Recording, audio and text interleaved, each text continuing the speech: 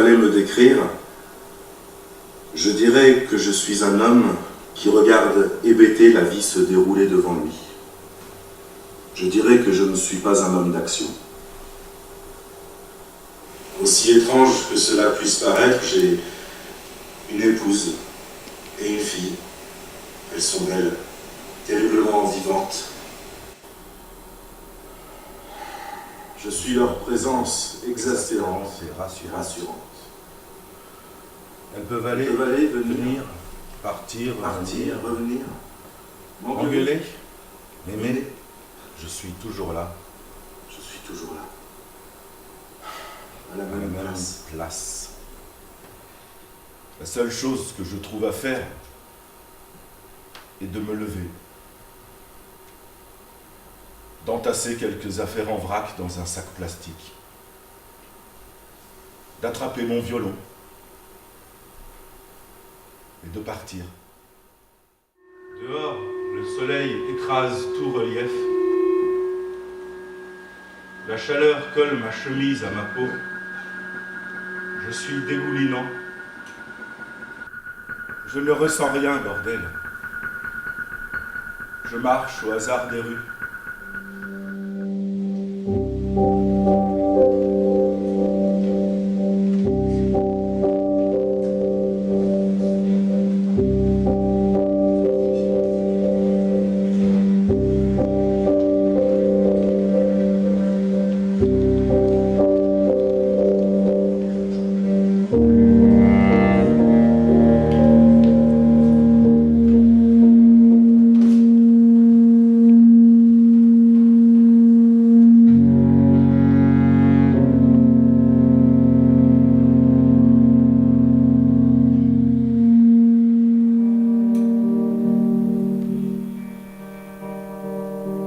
Je recherche le plaisir. On y voit ma légèreté. J'y vois ma résistance. Je recherche la jouissance. On y voit ma futilité. J'y vois mon combat. Je construis ma réalité à coups de dons de ma personne. Un jour, je raconterai mon plaisir à vivre. La façon dont je jouis de toute ma peau, de tous mes sens. La façon dont je me donne entièrement à l'être aimé. Je vous parlerai de toutes ces vibrations sublimes et parfumées qui m'envahissent à l'approche du beau et à tout ce que j'offre en échange. Je suis gentille et je m'offre joyeusement pour autant qu'un être ait la grâce de m'aimer. Cela me procure des sensations de bonheur.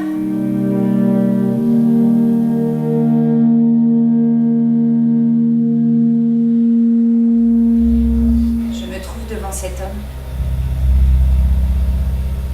Je suis assise.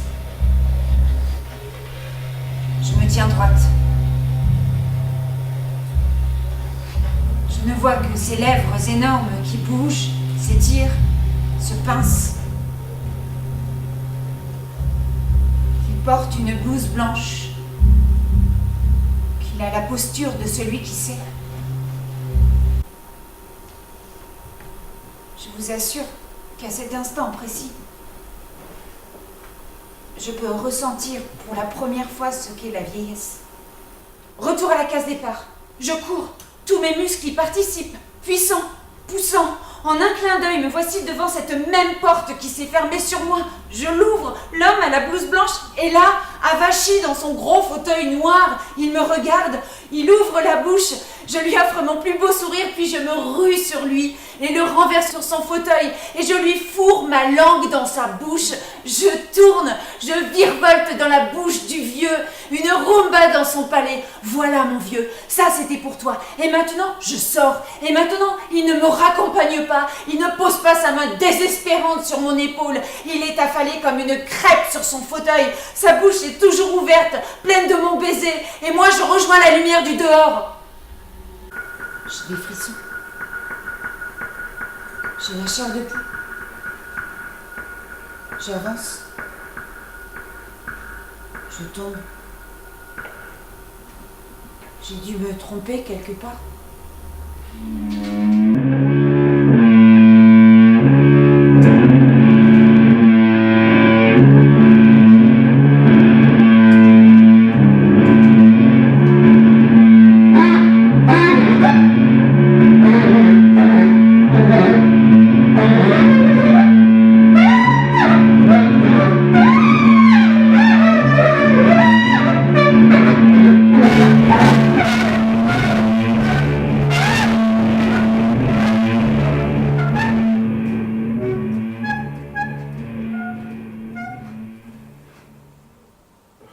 suis trouvé lié à une machine qui faisait des bips. Et je pouvais en faire changer la cadence au gré de ma respiration. Je ne sais qui d'elle ou de moi entraînait l'autre. Mon corps habituel, souvent si mou, perdait toute inhibition pour se lancer presque sauvagement dans une danse de Singhi. C'était comme une ode à ma machine, et elle, en écho à ma danse, cadençait ses bips. Longue note, silence, polyrythmie, une musique percussive et tribale. Je dansais.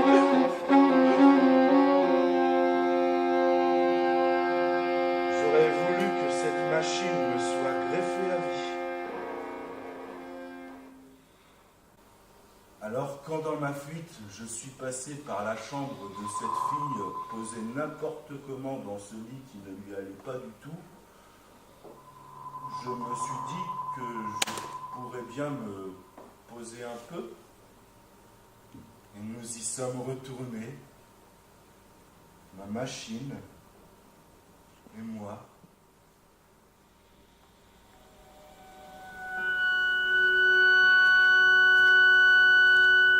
Il s'est de nouveau enraciné dans l'ouverture de la porte. Et j'ai de nouveau senti le sol s'échapper. Mon lit comme en légère apesanteur. Je me sentais cosmonaute rapiécé, posant pour la première fois son lit sur la lune. J'ai vu son lit se surélever, comme décoller du sol. Chaque fois que je lui tournais le dos, j'entendais le Cloc. À mesure qu'il se tournait et se retournait sur lui-même, les bips de sa machine étaient de plus en plus stridents, comme excités. Ils venaient se mêler au bruit de mon lit. des blocs. Oui, mes blocs, mêlés à tes bips. Mes bips. Mes blocs. Bip. Blocs. Bip. Blocs. Bip. Blocs. Bip. Blocs. Bip. Bip. Bip. Je le regardais faire décidément incrédule, consterné. Vous restez, oui ou non? Je fabriquais des petites trappes pour pouvoir la regarder. Une mécanique à poulie sur laquelle était accroché un panier. Je pouvais lui écrire des lettres qu'il recevait grâce à un système de panier sur poulie qu'il avait bricolé lui-même. Et lui, il me glissait des mots grâce à un savant entrelacement de tuyaux qui conduisait sa voix jusqu'à vous. La plupart du temps, elle restait silencieuse. Et ça m'allait très bien. Nous échangions quelques mots de temps à autre.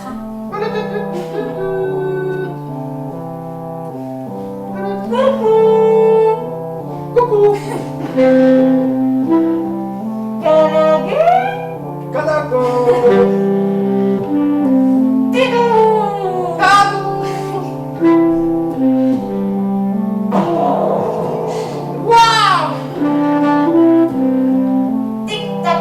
Tac, tic, tac.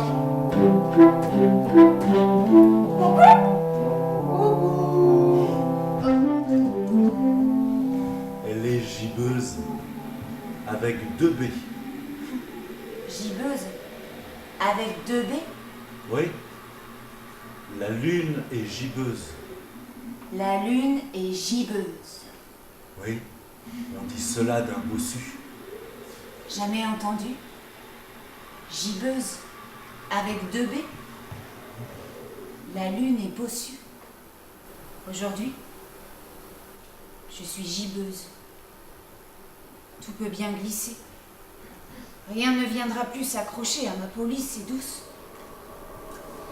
Une colline de verdure dans l'obscurité.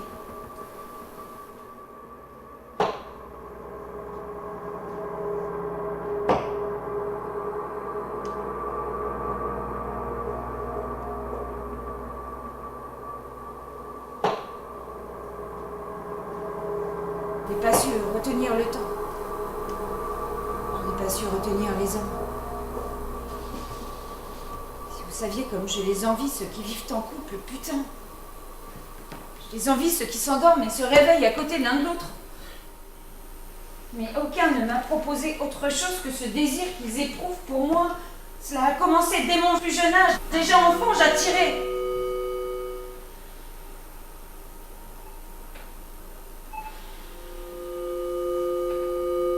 J'attirais irrésistiblement.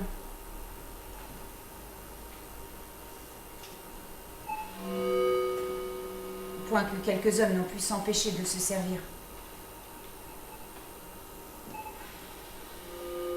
Au point de penser être uniques dans leurs caresses et leurs désirs pour moi.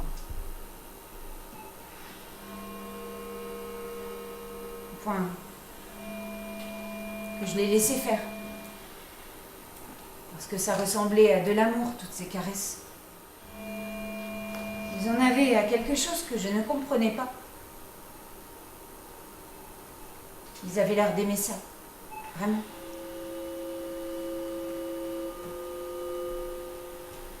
Si tant est qu'on puisse avoir un rôle dans ce monde, j'ai pensé que le mien était de faire jouir les hommes. De les faire vibrer. Et enfin, de les aimer. J'ai appris à jouir d'eux. J'ai appris à les aimer.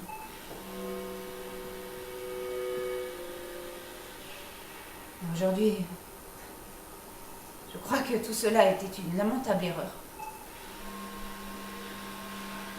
Une sottise monumentale.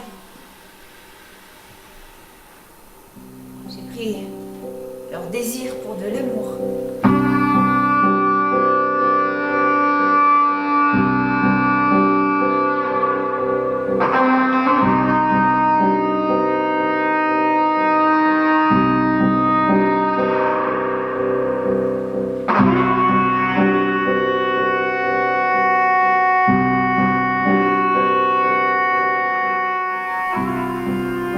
Partir, n'est-ce pas? Vous êtes injuste. Pour qui? Pour nous? Regardez votre machine. Elle trône dans un coin comme une vieille relique. Vous avez coupé le cordon. Vous êtes de plus en plus beau. Vous n'avez plus besoin d'elle. Et parce que vous avez pris sa place. Mais oui, parce que j'ai pris sa place. Et après? Après? Oui, après! Après, je vais partir.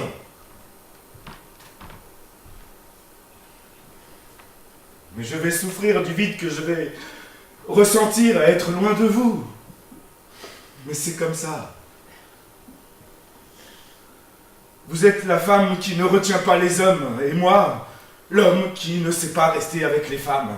Mais c'est complètement con! C'est inscrit en nous. Mais ne sommes-nous pas capables d'inverser le mouvement? Pas de se dire que cette fois ce sera différent? Mais alors quoi? Mais choisissez-moi! Sortez-moi de cette chambre!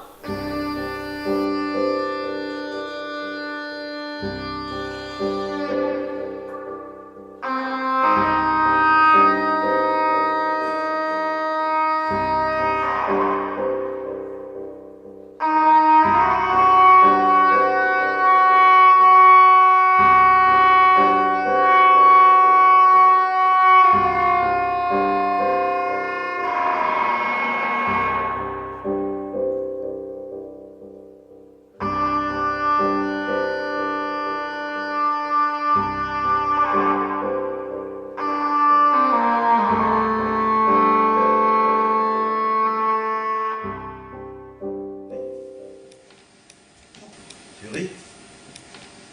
Pourquoi pas? C'est un jeu? Moi, Pourquoi tu pars? parce que c'est fini. Nous? Je ne m'entends pas.